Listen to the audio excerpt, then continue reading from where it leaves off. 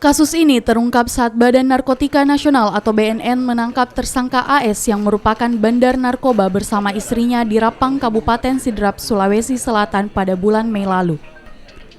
Dalam mengedarkan sabu, pelaku dibantu pelaku lainnya SY yang bertindak sebagai kurir. Menurut pelaku, barang haram tersebut didapat dari Malaysia. Pelaku memulai peredaran narkoba sejak tahun 2014 dengan 50 gram sabu hingga 10 kilogram sabu dengan keuntungan 200 juta rupiah setiap kilogram sabu yang berhasil dijual.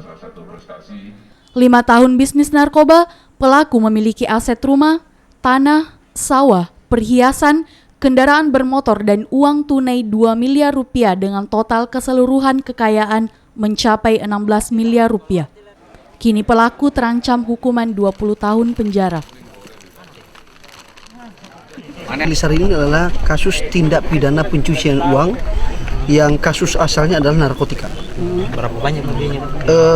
Kita bisa menyita asetnya mencapai 16 miliar lebih. Dan ini akan kita kembangkan lagi karena kita tahu bahwa jaringan ini adalah jaringan besar, terutama di daerah Sulawesi Selatan, khususnya di daerah Sidrap. Bang, kedua ini apa perannya Bang sebenarnya mereka?